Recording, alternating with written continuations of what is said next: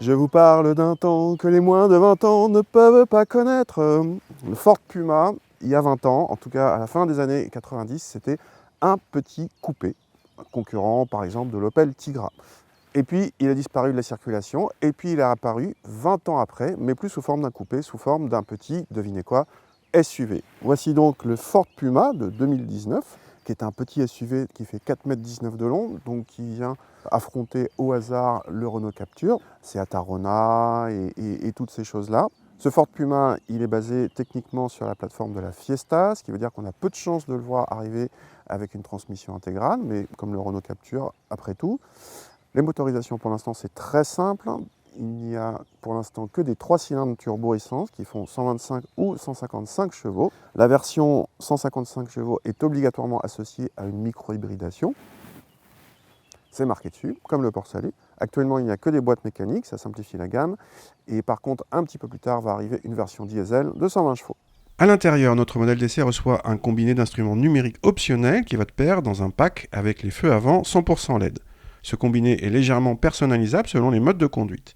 La planche de bord est typique de la famille Ford, fonctionnelle mais pas très flatteuse dans sa présentation, toutefois correcte. Un petit bouton placé sur le côté du siège permet de commander ensuite via l'écran central le réglage lombaire et même le massage pour le conducteur et le passager.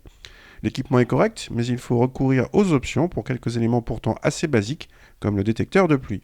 À l'arrière, la banquette est fixe et l'habitabilité légèrement supérieure à celle d'un 2008, légèrement inférieure à celle d'un Captur, l'un des meilleurs dans le genre étant le Kamiq. Le coffre dépasse de justesse les 400 décimètres cubes selon les mesures et propose un compartiment astucieux sous le plancher qui permet de ranger des objets sales et de pouvoir laver facilement ensuite grâce à un trou d'évacuation d'eau, pourquoi pas. Au volant de ce Ford Puma 155 chevaux, on a une bonne surprise quasiment à tous les points de vue.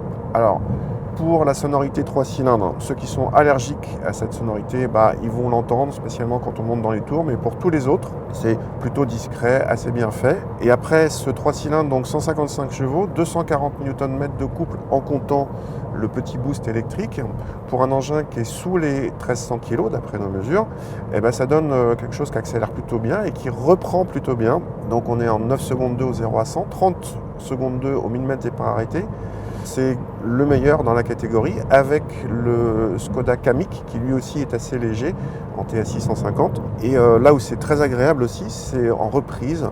On est en moins de 12 secondes pour passer de 80 à 120 en 6e. Donc les rapports de boîte sont assez courts et pas du tout pénalisants. Donc ça relance bien. De ce point de vue-là, c'est assez agréable. Donc pour la partie châssis, Ford a une bonne réputation de savoir-faire. Et là encore, c'est plutôt réussi. Notre version d'essai est en 17 pouces. Il y a un très bon compromis confort-comportement.